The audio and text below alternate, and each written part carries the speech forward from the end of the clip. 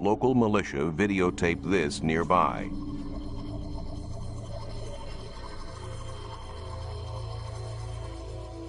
Enhanced, the night visitor looks like this.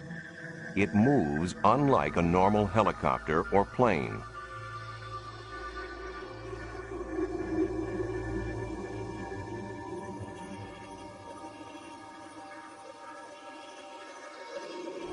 In another Soviet incident, hundreds of people thought they saw a giant UFO over the city of Petrozavodsk in northwest Russia in 1977. But studies established that it was the burning booster of a secretly launched satellite. Still, at the Soviet Academy of Sciences, such phenomena are considered worthy of serious inquiry. In addition to the country's military study, this governing body for academic research coordinates a countrywide collection of information for scientific analysis. Here, the Central Committee for the Study of UFOs gathers data from 10 other scientific academies. I would like to say a few words about our methods. For some sightings, we carry out investigations in the field. A sighting here has resulted in 12 years of research.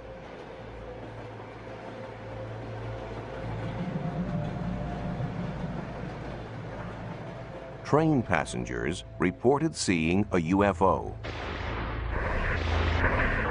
a metallic craft that landed nearby. Biologist Yuri Simyakov believes there have been permanent changes to the scene.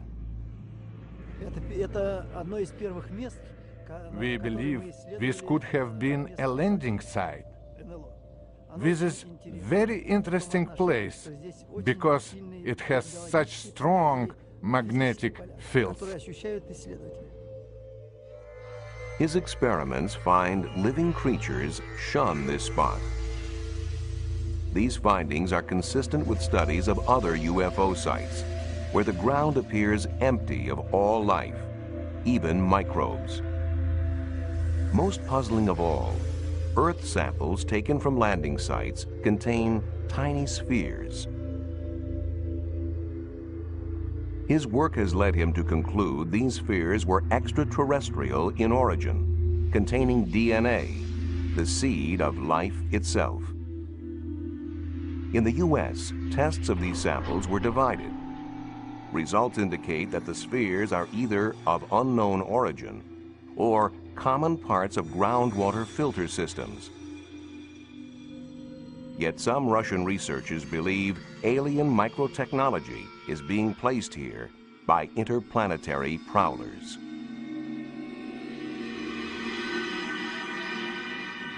Given worldwide interest, researchers have attempted to classify reports of UFO sightings and encounters with extraterrestrials. When an unidentified flying object is seen, but nothing more, it is labeled a close encounter of the first kind.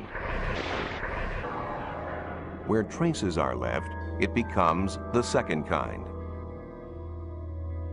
Then there are close encounters of the third kind, where people report observing aliens. In close encounters of the fourth kind, the witness actually interacts with the aliens. In November 1980, in Tudmorton, England, an experienced police officer, Alan Godfrey, was on night patrol when he saw an object he could not identify. I was on a 10-6 night duty, so I decided that I would go up to this local council estate. As I was about to turn, I saw another 500 yards up the road this object. As I got near to this object, it became apparent to me that what I was looking at wasn't something that I would normally find in the early hours of the morning in Todmorden, you know. I thought it could have been a hot air balloon that had come down, but obviously as I got nearer and nearer, I realised that this was a metallic man-made craft. It was a nuts and bolts thing. It wasn't an hallucination, it was real. This object was 20 foot wide. It's 14 feet high. It's diamond shaped. The bottom half of it was rotating. The top half was stationary. It had a bank of dark windows, or could have been panelling. Had I got out the car, picked a brick up and thrown it at it, I'd have probably found out whether the windows or not. The trees that lined the road were shaking violently. But yet, whilst I was sat in the car, I didn't feel any vibration. I didn't hear any noise, but I certainly wasn't going to get out of the car. I picked my clipboard up, put it on my knee, and proceeded to draw it. Now, as I'm drawing the object,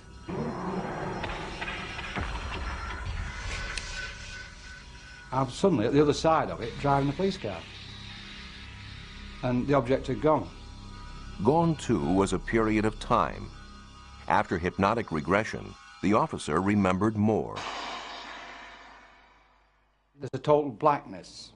Then there's a feeling of floating, as though either me on my own or the vehicle, whatever, is floating. Then I wake up in a room. Now in this room, there is a very tall humanoid, for want of a better word. He's about 6 foot to 6'6", very tall, thin, with a beard. He had a skull cap on and he had this white gown on. What happens then is, I'm asked to get on this bed. Now, the questions asked to me then is, how did he wants to get on? Because I said, well, his mouth's not moving, he's not talking, it's just, he wants me to get on the bed. Obviously, whatever it was having some sort of influence over my thoughts. Yet I did feel at ease with him. I felt comfortable with him. I got the impression that I'd met him before. I wasn't in fear of him or anything like that. I didn't feel in any danger. So I'm on the bed, and then these horrible little things come.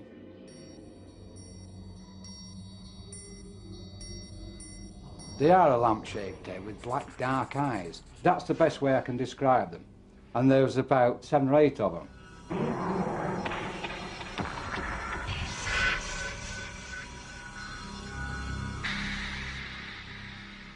Officers nearby said they saw a light in the sky, and Alan Godfrey insists his encounter was genuine. I know that night what I saw was real. It was damn real. In 1974, in Llandrithlo, Wales, residents felt severe tremors. Tremors which some felt were not naturally caused.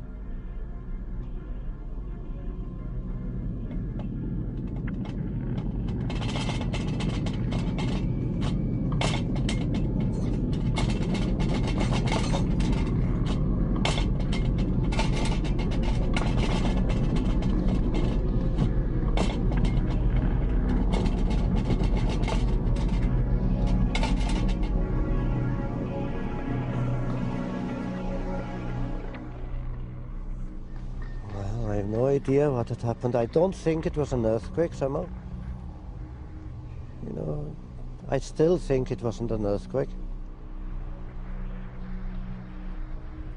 John Roberts wasn't the only one shaken that day. Hugh Edwards thought he saw a flying saucer. I saw this object coming along the mountain with the size of a bus, really. It's white in the middle, two ends. Came across the mountain towards the road there. As it went over there, it dipped, and I thought it was going to crash.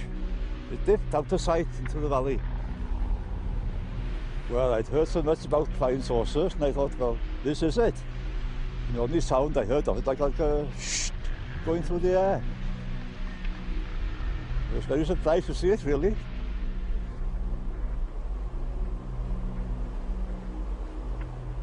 The district nurse thought perhaps a plane was down. I thought there might be an air crash. Maybe as a nurse we could help giving first aid. So I called to my daughters and we got into the car and we made our way up to the mountain.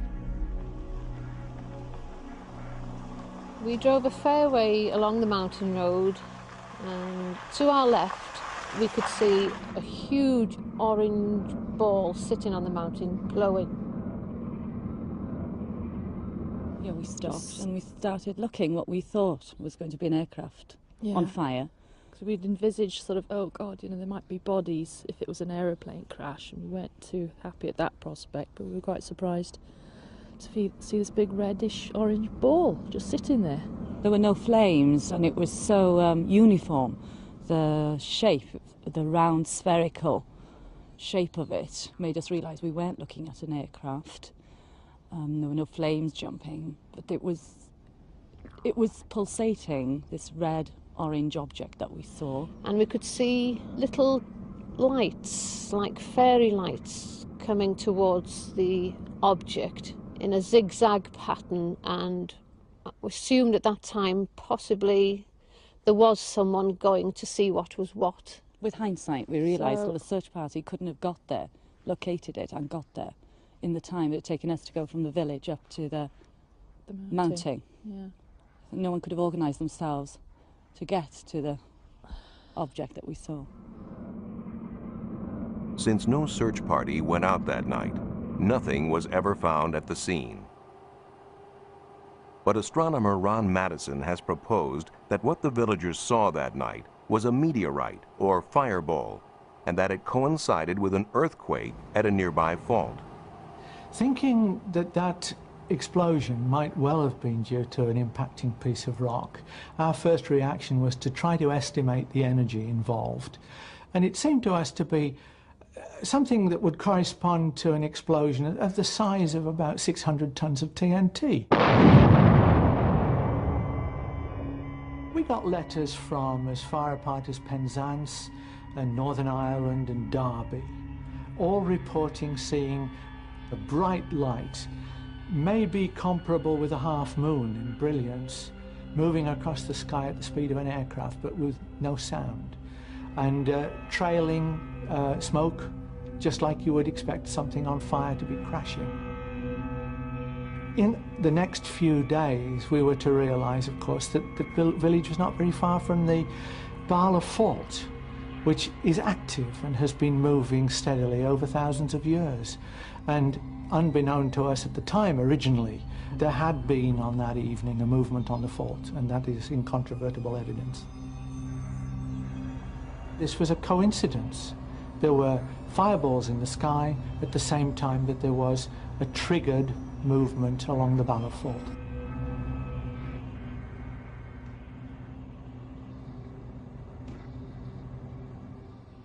Another highly publicized British sighting proved equally attributable to natural causes, but not before many believed that they too had seen a UFO. In March 1981, policeman Derek Ingram saw and photographed what many thought to be an alien craft that had landed on a fell or hillside. I was in the kitchen of the police house at Cracoe. I looked out across the fell, with the kitchen window backs onto the fell, and I saw a very intense bright light, a big band of light, on the rock face of the fell. I watched the light for maybe 10 minutes, and I thought it was worth taking a photograph of. It was unusual. I actually drove up onto the hill and walked across the fell to try and find something on there, maybe something had been dropped or something had happened. There was nothing up there. I couldn't find anything at all that would explain the lights. The faithful saw a finned craft with 3 lights, and as the press had a field day, researchers tried to identify the visitors. After the photographs had been taken, the negatives were given to the Yorkshire UFO Society, who spent 2 years investigating the case. They sent the negatives to Ground Source Watch in America and to a very well-known German UFO photographic analyst. Neither groups of people could come up with a satisfactory explanation, and in fact Ground Social Watch actually said snow was the best possibility for it. In 1983, the Yorkshire UFO Society went public with the case and actually claimed that it was the best evidence yet for a structured craft being sighted in the British Isles. The investigation continued, and in 1987 we'd almost given up hope of ever finding out what caused it, and I was on a weekend trip. Analysis. Here, the Central Committee for the Study of UFOs gathers data from 10 other scientific academies. I would like to say a few words about our methods. For some sightings, we carry out investigations in the field. A sighting here has resulted in 12 years of research.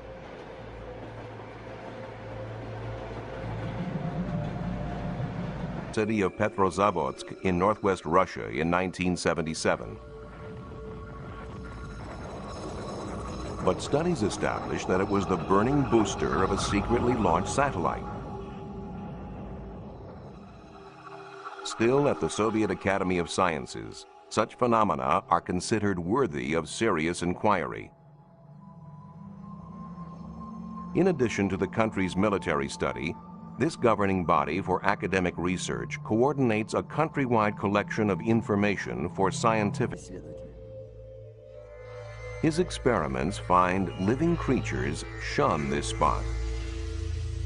These findings are consistent with studies of other UFO sites, where the ground appears empty of all life, even microbes. Most puzzling of all, Earth samples taken from landing sites contain tiny spheres. His work has led him to conclude these spheres were extraterrestrial in origin, containing DNA. Train passengers reported seeing a UFO, a metallic craft that landed nearby. Biologist Yuri Simyakov believes there have been permanent changes to the scene. We believe this could have been a landing site. This is a very interesting place because it has such strong magnetic fields. Local militia videotaped this nearby.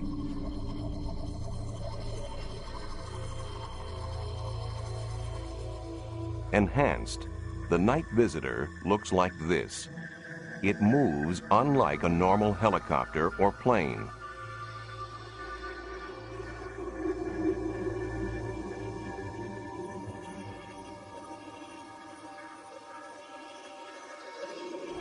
In another Soviet incident, hundreds of people thought they saw a giant UFO over the